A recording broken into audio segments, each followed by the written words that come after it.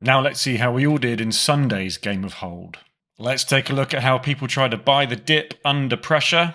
What was our company? It was in the consumer defensive households and personal products industry, and we went back to the early 1990s. So let's see what our price chart did. Oof. Remember here, people are trying to buy the dip, so it went down at the start, then rocketed up. Okay, what are we thinking? A lot of people going to try and buy the dip early on. Let's see. Whoa, yes they are. Well, just under half of you left holding halfway through. So let's reveal the rest of the price chart. Okay.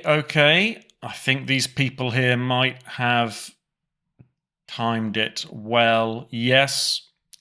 So bad news for the 44% of you that were still holding. Let's see when you eventually decided to let go. Oh, holding. 30% of you still holding all the way.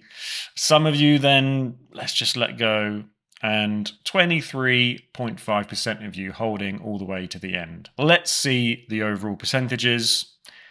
Yikes. So you either did very badly or quite well. So we've tried to buy at the dip. Now we're going to see how you all did trying to sell at the peak. So we're still in the early 90s. Here is our price chart. Lots of volatility. Scary stuff. Okay. Shoots up to 66. Was that the peak? Let's see what you all thought. So this line counts up as people release the hold button to try and time the peak. Okay. So 2/3 of you have now let go. Let's see the rest of the price chart. Was there more to come? No. Unless it shoots back up right at the end. But I don't think it's going to. Okay. So we have 1/3 of you. Let's see how you did. Holding. Okay. 20% of you still holding. Oh dear. Ouch. So 15% of you left holding to the end. I'm afraid, yeah, quite near the dip rather than the peak.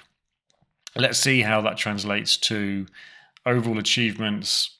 Yeah. Okay, none of you doing too badly, but none of you, well, only some of you doing all right. So that's timing the market. Probably not what we should do with our own money. Now let's take a look at spending time in the market. So here we have our options, and in grey we can see the performance in the last 12 months. And here's how people chose. So the vast majority of you picking World Index, only 9% of you picking the company, quite similar to Saturday's results. We can see in the past 12 months, the company actually went down 5%. I think this is a great insight when it comes to people's emotions and their psychology when faced with short-term volatility, trying to commit to a long-term decision in the face of that. So that's how people chose. How did all these investment choices perform? Let's reveal. Wow. So this is the total growth rate. The company winning with almost 3,000% growth, despite all of that short-term volatility.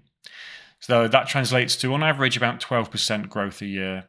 World Index still growing at 8% a year. And I think this is really interesting. And this is one of the things that hopefully you find the game thought-provoking. If you pick a World Index, which is diversified, the most diversified thing you can pick, you may not always hit the maximum growth, but you'll do okay. 8% a year compounded over a long term is a very, very respectable growth rate for growing your own money. So out of these, which ones outran inflation? All of them managing to outrun inflation, even cash and bonds. Wow. Okay. And so 9% of you growing your money the most possible. 65% of you picked World Index. You would have grown your investment 32% of the most possible today. Now let's see overall, how did people perform trying to make the most of their 1,000? Okay, so a quarter of you ending your streak, possibly not even managing to start your streak because we had such a brutal day yesterday. And the vast majority of you in the first bucket of achievements. Well, I hope that gives you something to think about, and good luck today.